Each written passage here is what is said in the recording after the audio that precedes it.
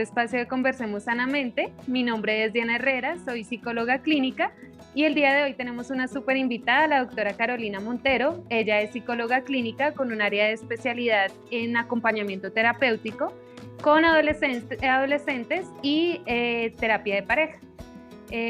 Bueno, doctora, bienvenida. Muchas gracias por aceptar la invitación. Hola Dianita, buenas tardes. Muchísimas gracias por la invitación. Muy ansiosa de todo lo que va a pasar. Bueno, ese es nuestro tema del día de hoy.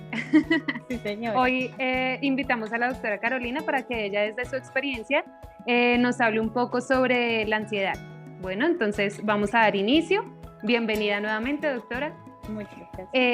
Y bueno, pues para iniciar, no sé, quiero que nos hable un poco sobre la ansiedad. ¿Qué es la ansiedad? Bueno, vale. Entonces, ¿qué es la ansiedad?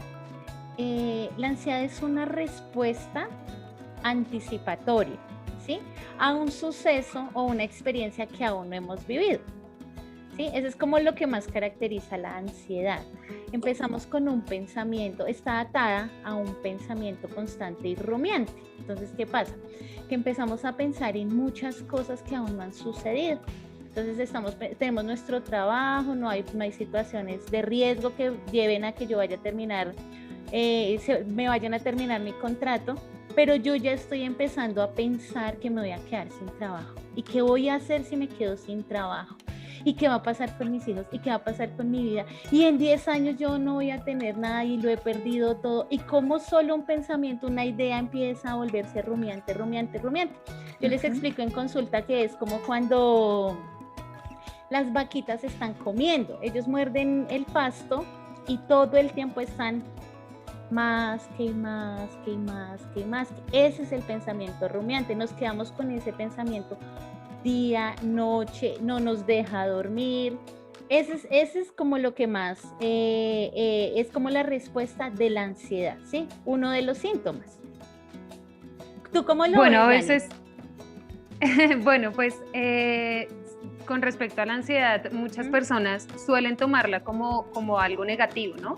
Entonces creo que para abrir también esta conversación es importante que dejemos claro que la ansiedad es una emoción natural y que tenemos que sacarnos también de la idea que es algo negativo, ¿sí? Es más bien algo necesario que debemos sentir, porque como usted lo decía, doctora, pues es una respuesta anticipada, ¿no? Entonces, pues nos permite también como manejar ciertas situaciones.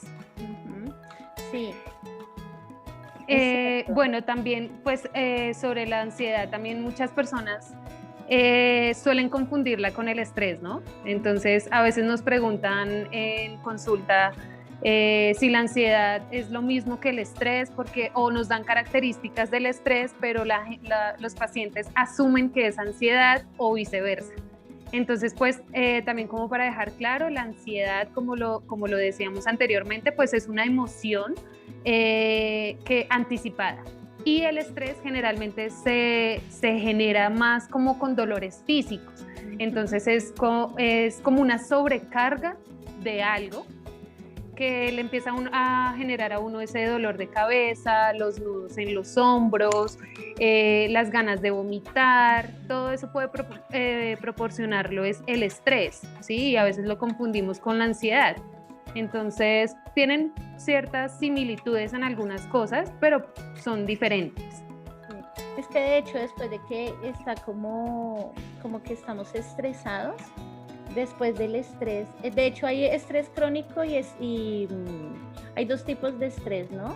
Que es el estrés como, digamos que natural, que es necesario ante una situación, y ya cuando se vuelve crónico es cuando empieza también a afectar nuestra salud, empieza a generar también el tema del síndrome de burnout, el de, ¿sí?, de sentirme quemado laboralmente, sí, que está muy asociado al estrés. Y la ansiedad viene después, ¿sí? Cómo llega después de que sentimos que ya el estrés pasó, pero cómo viene la ansiedad y viene con una serie de síntomas que en teoría parecieran muy similares, pero que si las entramos a revisar muy puntualmente son muy diferentes. Tiene toda la razón. Bueno, ¿cuál es la mayoría de preguntas que suele recibir en consulta? Pues con respecto a la ansiedad, como qué es lo que más suele llegar a su consulta. Bueno, casi que los consultantes llegan a la consulta ya con el diagnóstico, ¿no? Entonces, mucho gusto, tengo ansiedad. ¿Cómo estás? Yo tengo ansiedad, ¿sí? Ya sí, no porque hayan sido diagnosticados exacto. anteriormente, sino porque ellos mismos se ponen diagnóstico. Exacto, sí, y eso pasa mucho, no solo para el tema de la ansiedad, sino llegan, es que yo creo que mi vecina es como bipolar, yo creo que Yo tengo depresión, sí. Sí, nos ponemos como una etiqueta sin ser diagnosticados realmente y sin conocer a fondo también como el trastorno o la enfermedad, que es otra cosa completamente distinta a lo que al imaginario de la gente. Sí, es verdad. Entonces ya llegan con el diagnóstico, entonces se presentan y, no, pues yo vengo a consultar porque yo tengo ansiedad, ¿sí? Entonces, bueno, entonces validemos pues un poco el tema de los síntomas, qué es lo que siente, ¿sí? Tal vez en realidad no es ansiedad, a veces es un tema de un estado de salud físico que tal vez no se ha llevado bien con la alimentación y que está generando un impacto totalmente diferente, ¿sí?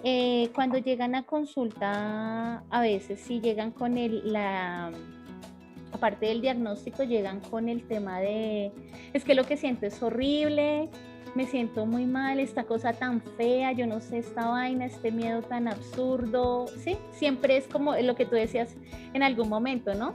Cómo lo vemos como algo tan terrorífico y no tal vez que viene a traernos un mensaje, viene a compartirnos algo, viene a decirnos algo, que es como lo que se intenta trabajar dentro del proceso terapéutico, y es que la persona logre identificar qué es lo que pasa, qué es lo que hay detrás de, para que se me generen estos síntomas.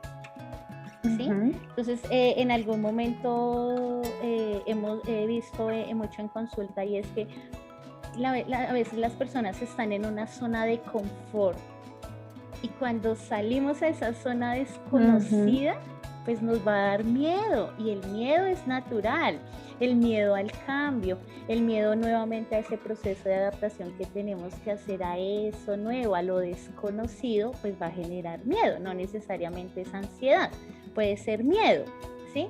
Al cambio, a lo diferente, a lo que tal vez no estamos tan acostumbrados. Exacto, ¿sí?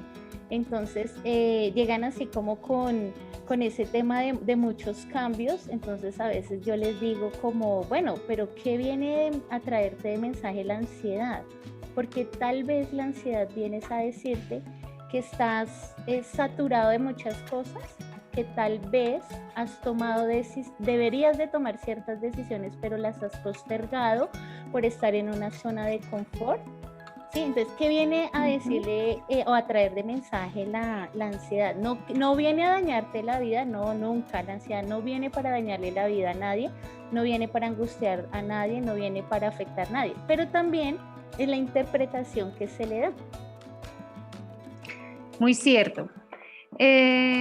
Bueno, ¿qué tips podría darle a las personas que nos están viendo sobre el manejo de la ansiedad? ¿Qué tips? Como para controlarla un poco o para identificarla también. ¿Qué tips? Bueno, yo pienso que lo más importante es, uno, no etiquetarnos, no darnos diagnósticos que tal vez no son, ¿sí? Porque pues eso va a impactar en nuestra vida. Lo que yo pienso de mí pues termina volviéndose un comportamiento en algún momento. Entonces, uno, asistir a un proceso terapéutico. Aquí con la doctora Diana, que viene trabajando con todo el tema de pareja y con todo el tema de procesos individuales. Entonces, creo que ese es el mejor tip que le puedo dar a la humanidad. Creo que es el tip que nos sirve a todos. La psicología sigue siendo aún, el proceso terapéutico desde la psicología sigue siendo aún visto como, no voy al psicólogo porque yo no estoy loco, porque yo no tengo tantos problemas como tal vez los demás, porque tal vez ellos tienen más problemas que yo, entonces los seguimos dejando de lado. Y yo pienso que aquí en Colombia es importante, todos deberíamos de tener nuestro terapeuta personal. a veces uno quiere Incluso hablar. nosotros mismos, o sea, a Claro. veces también está el imaginario que por ser psicólogos no necesitamos ir a consulta y todo lo contrario, es más importante Ujú, porque si no nos hacemos nuestra autoevaluación, nuestro autoseguimiento ujú. en compañía de otro profesional, pues difícilmente vamos a poderle brindar eso también a las personas que acuden a nosotras. Total. Entonces es súper importante, tal vez que dejemos de estar pensando que solo vamos a terapia psicológica cuando el problema ya está aquí, ¿sí? Cuando ya literal estoy ahogado en el problema y ya no tengo ninguna opción y todas mis soluciones intentadas ya no me funcionan, entonces la última opción es la psicología, ¿sí? Porque tal vez, y eso me parece que es importante aclararlo, y es que decía ayer una consultante, no, es que mi mamá no va al psicólogo porque dice que el psicólogo no sirve para nada. Y yo le dije, efectivamente va a pasar así, que el psicólogo no sirva para nada. ¿Por qué? Porque es que el psicólogo da un 1% de su conocimiento y de su orientación, pero el 99% debe colocarlo es el consultante. Entonces, si miramos en una estadística del 99 a 1%, pues en realidad el psicólogo no hace nada, ¿sí? Sí, Si no lo es ir a vemos, cargar al psicólogo, usted solucióneme. exacto, sí, porque llegan también Sí. con ese imaginario como, yo le traigo aquí este problema y soluciónelo. Bien. ¿Sí? Sí. Entonces, cuando uno les explica que no, ven, claro, yo te voy a brindar una orientación, tal vez desde una mirada totalmente diferente, pero tú debes trabajar en pro de, debes empezar a hacer cambios, debes empezar a tener unas miradas diferentes, aprender cosas nuevas, ver la vida de una manera diferente. Entonces ahí es donde ya toda la dinámica cambia. Entonces, como para no salirme del tema, porque creo que ya cogí por otro lado, entonces frente a los tips, uno, sí o sí, hacer un proceso terapéutico, ¿sí? Dos, dentro del proceso terapéutico, yo tiendo a vincular a la persona con un tema de salud física, con medicina general, ¿sí? ¿Por qué? Porque hay que evaluar dos temas, y es el hipertiroidismo y la hipoglicemia, que tienden a generar síntomas parecidos a la ansiedad. Entonces, pero eso solo lo puede diagnosticar medicina general. Ellos evalúan mediante exámenes médicos de sangre cuál de las dos es, si no es, ok, bueno, puede ser ansiedad, te remiten a psiquiatría y puedes llegar a tomar un medicamento, ¿sí? Esa es como una ruta. Pero sí o sí es importante que la persona tome su proceso terapéutico. Ese es mi principal tip. El segundo es que pienso que es importante también buscar como estrategias que tal vez ayuden a descargar a la persona. Entonces a veces yo les sugiero que tengan mucho contacto con la naturaleza, que caminen descalzos sobre el pasto, sobre la tierra, que abracen árboles. ¿Sí? Esa es una terapia súper linda. Es preciosa, súper linda. Sí, Sí, claro. De hecho, yo la hago y para mí esa es una de mis estrategias, aparte, obviamente, digamos, cuando tenemos conversaciones como profesionales también, porque lo que tú decías, nosotros también necesitamos apoyo terapéutico. ¿Sí? Entonces eso, poder también, una forma a veces de ayudar a descargar el sistema nervioso central, que es el que tiende a congestionarse en la ansiedad, es poder hacer ejercicios como la respiración. ¿Sí? La respiración nos ayuda a que es como si el cerebro en ese momento estuviera así, alerta, ambulancia, como cuando pasa una ambulancia sí. Y uno dice, uy, algo pasó, el cerebro en ese momento está en modo ambulancia, entonces está en alerta, y la respiración lo que permite es que se tranquilice, se oxigene. Regularlo. Exacto, entonces los ejercicios de respiración son muy buenos. El tercero sería practicar un deporte. Es importante que hagamos ejercicio. ¿Por qué? Porque pues es que a través del ejercicio, aparte de que liberamos estrés, también liberamos mucha ansiedad. ¿Sí? Y no es un ejercicio de me voy a hacer 200 sentadillas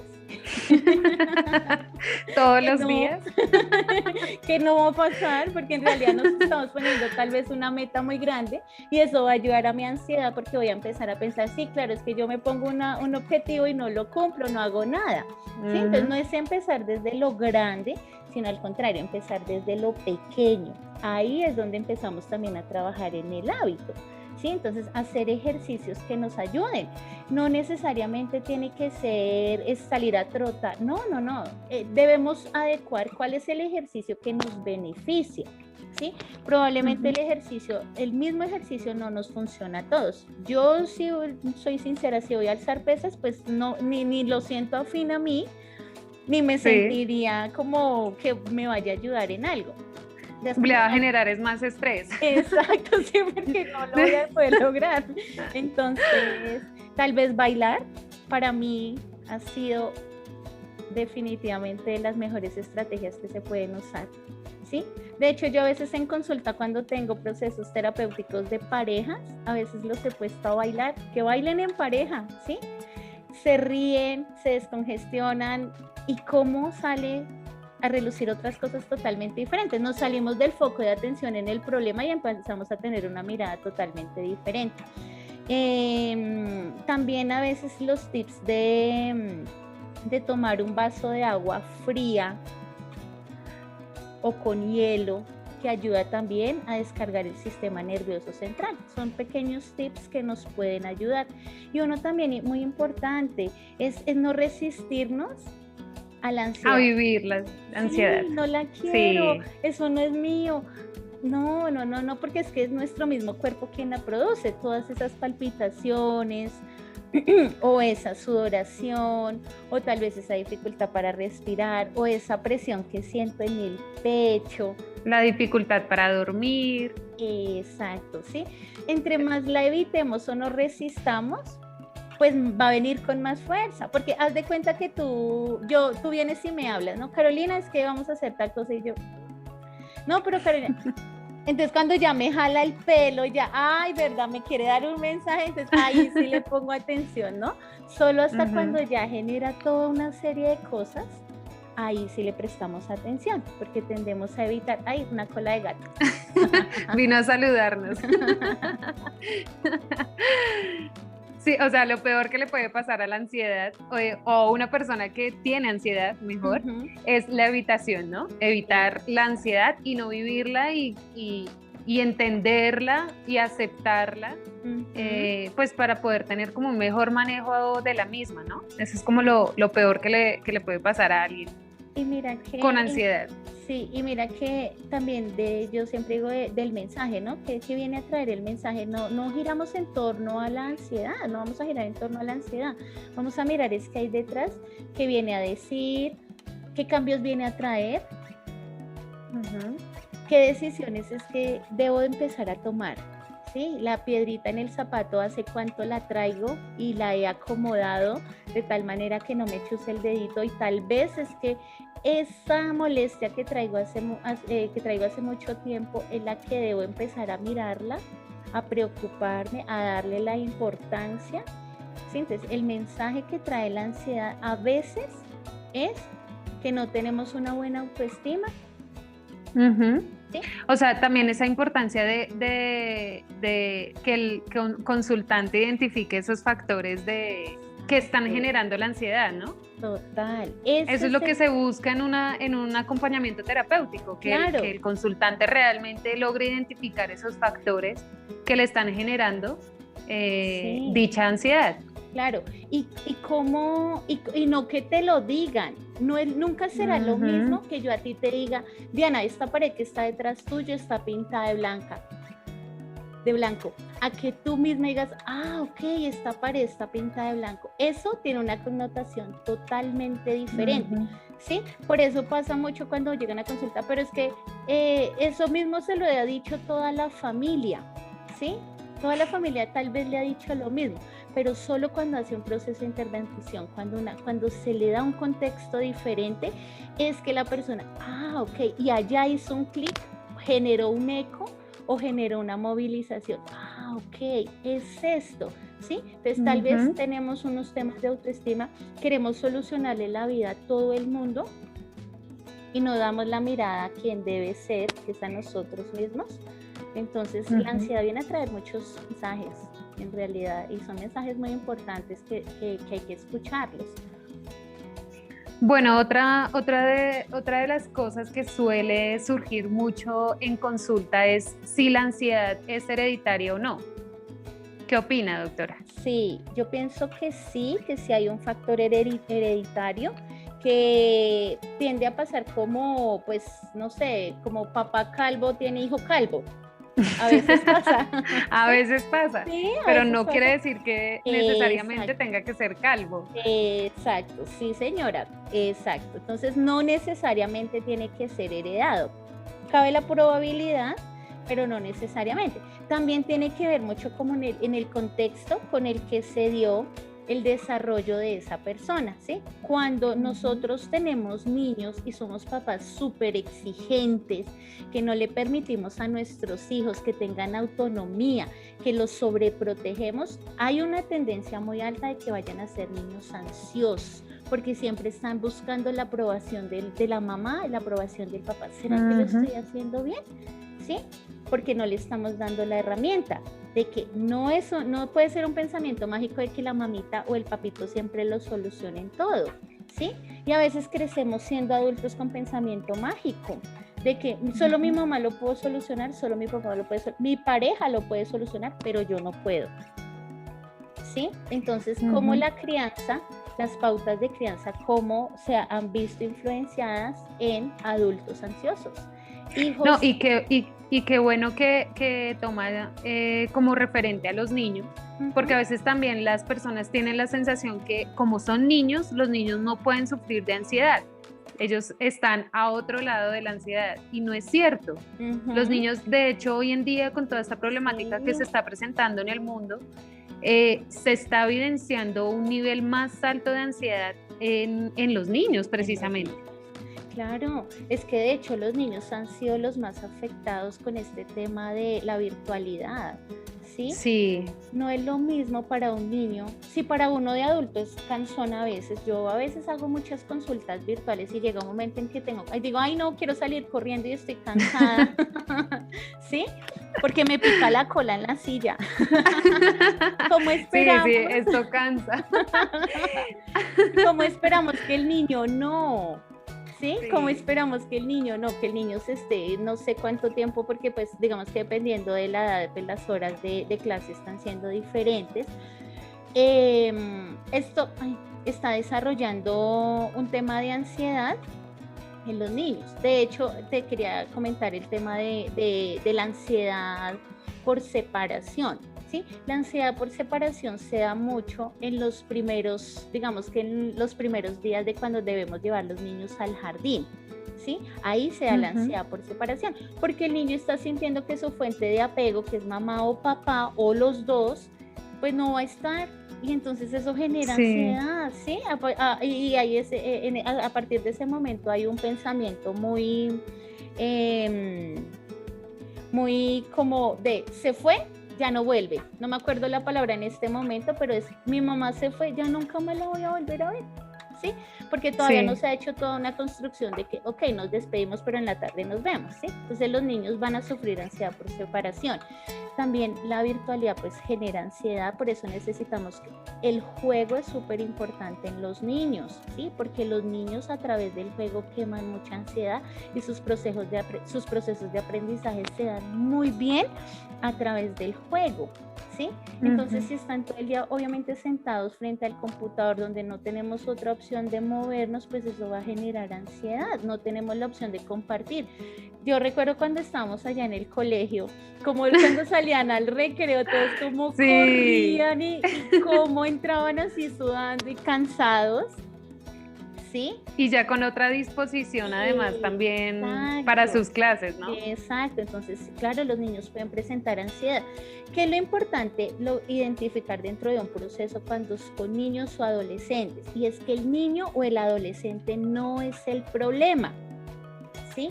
Ellos no son el problema. Lo que pasa es que ahí entramos a analizar cuáles han sido las dinámicas relacionales en nuestra familia que están llevando a que sea esta persona la que desarrolle el síntoma y no otros de la familia, ¿sí? Es una mirada de, no como problema, ¿sí? Porque a veces también pasa eso, ¿no? Como que le traigo este niño acá, le traigo este adolescente acá y usted mágicamente soluciónenos el problema. Solución. Sí, como en cualquier caso, ¿no? O sea, no solamente con el tema de la ansiedad ni nada, sino en general, lo que conversábamos hace un momento. Exacto, entonces no una mirada del niño es el problema, el adolescente es el problema, porque ¿qué pasa? Cuando los niños o los adolescentes empiezan a generar ciertos comportamientos, lo primero que hacemos como papás es atacar el comportamiento, pero no atacamos la necesidad, que es lo que debemos atacar, que es lo que hace que este niño haga mala cara todo el día, que esté de mal genio, que esté aburrido, que quiera salir de esta casa, que no guste de estar con nosotros, ¿sí? ¿Qué hay detrás de ese comportamiento? Pues una necesidad tal vez de no sentirse querido, tal vez una necesidad de sentirse a un lado, de que todo el tiempo le han dicho que todo está mal, pero ahora sí te queremos integrar, pero durante muchos años te dijimos que tú estabas muy mal, pero ahora sí estás bien. Entonces, ¿cómo empiezan a jugar también dentro de la familia dobles mensajes, ¿no? El quédate, te queremos mucho, pero tú no sirves para nada y todo lo haces mal, pero te queremos mucho, ¿sí? O no, nosotros te aceptamos tal cual eres, pero si pudieras cambiar tu forma de ser sería mucho más chévere, ¿sí? Y todo el tiempo estamos transmitiendo dobles mensajes. Entonces, eso es dentro del proceso terapéutico que también se trabaja mucho el tema de las pautas de crianza cuando están con niños, cuando los papás se separan, ¿sí? ¿Qué pasa con las pautas de crianza cuando nuestros papás se separan? Ahora tenemos 2 hogares. El niño no debería de sentir que estoy perdiendo, al contrario, porque gano 2 casas, 2 camas, 2 familias, pero el niño queda a un lado sintiendo que es el que pierde, que es el que no está quedando a un lado y ahora nadie lo escucha, porque los papás se centran en el problema y olvidan al hijo. Sí, eso es lo más común, ¿no? En temas de separación. Sí, por eso es importante que todas las personas se animen a tomar un proceso terapéutico, todas las personas, así no tengan pareja o si la tienen, ¿sí? Por pautas de crianza en padres separados, por elaborar duelos. A veces el tema también de la ansiedad son duelos no elaborados, ¿sí? O incluso puede pasar también que lleguen consultantes sin ningún motivo de consulta alguno, simplemente porque necesitan o consideran que uno debe llevar ese proceso. No necesariamente tiene que uno acudir al psicólogo cuando esté mal, ¿no? Como usted lo decía hace un momento, que hasta que estemos aquí, entonces ahí sí tomamos la decisión. Lo ideal sería que ese proceso funcionara mucho antes y así se evita una cantidad de cosas que uno dice, ¿por qué? Porque de verdad no lo hice antes y si esto era lo mejor que me pudo pasar. Sí, yo siempre creo que a modo personal, las veces que he hecho proceso terapéutico ha sido uno para sanar muchas cosas, ¿sí? Yo siento que sí, que he logrado sanar muchas cosas de mi vida, de mi historia de vida, y hoy en el presente darle una lectura totalmente diferente. Siento que eso en mí, a nivel personal. Lo mismo pasa con el tema de la ansiedad, ¿no? O sea, qué chévere que podamos darle una lectura diferente y que no esperemos hasta que el síntoma esté aquí y ya no podamos, y la última opción sea ir al psicólogo y esperar que en una consulta todo se solucione, porque pues por eso se llama proceso terapéutico, porque requiere tiempo, porque requiere de un análisis diferente y una mirada totalmente diferente que la que se da como profesional.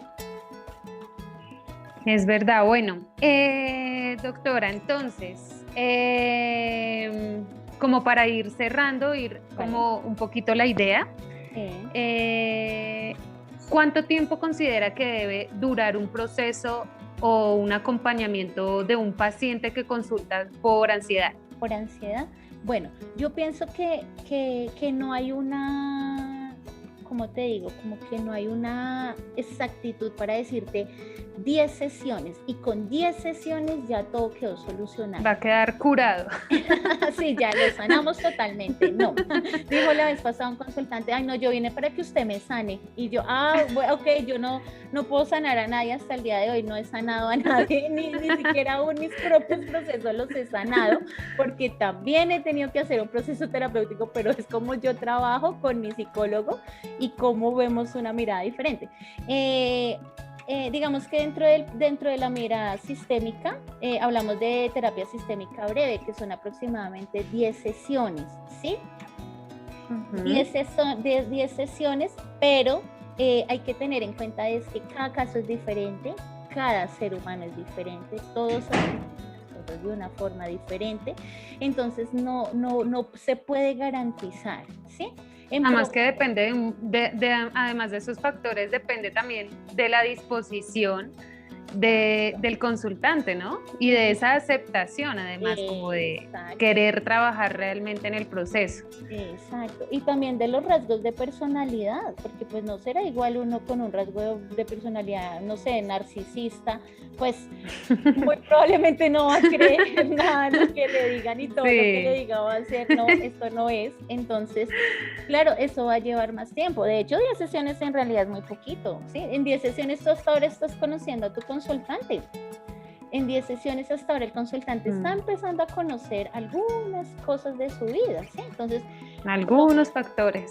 Exacto, sí. Entonces, por lo menos sí unas 10 sesiones y también que sea un proceso de mucho compromiso, ¿no? Porque es que a veces es, voy a la primera sesión, mi primer consulta, bueno, ok, vuelvo en 2 meses, luego vuelvo en 3, 4, luego en 8 días, entonces no hay un seguimiento, no hay un hilo conductor del que nosotros podamos llevar y darle una continuidad, ¿sí? Entonces como que, 2 meses, bueno, ¿qué ha pasado en 2 meses, sí? Se sintió muy bien en la segunda consulta, claro, maravilloso, eso tiende a pasar mucho, ¿no? Que en la segunda consulta, no, ya, súper bien, ya, todo, ¿sí? Entonces, ya no necesito más. Exacto. Y me alejo del proceso y luego vuelvo y lo volvemos como un patrón, ¿no? La recaída se me vuelve también una forma de que encuentro a través de la recaída, que tal vez encuentro a alguien que está ahí para mí, pero me siento bien y me voy. Entonces todo eso es importante dentro de un proceso terapéutico, también el compromiso que se tenga a querer pues evaluar, no, sino poder darle una mirada diferente, siento yo. Bueno, entonces, doctora, para finalizar, muchas gracias de verdad nuevamente por aceptar este espacio, por esta conversación tan amena. Espero volverla a tener más adelante, que nos vuelva a compartir un poco más de su experiencia, de pronto sobre otro tema. Y bueno, pues la invitación también a todos a que nos animemos a ser parte o a iniciar mejor ese proceso o ese acompañamiento terapéutico pues en manos de un profesional, ¿no? Y bueno, no sé si tiene algo más por compartirnos. Sí, claro que sí. Para cerrar, pues uno, agradecerte la oportunidad y sugerirle a las personas que es una gran oportunidad hacer un proceso terapéutico contigo, con tu experiencia, muchas con gracias. Tu calidad, tanto calidad humana y con tu ética profesional. La he compartido y sé la clase de persona y de profesional que eres, entonces invitarlos que va a ser un proceso maravilloso a través de Dianita. Nada, muchas gracias. Bueno, doctora, que esté muy bien, muchas gracias. Un abrazo. Bueno, muy bien, hasta luego.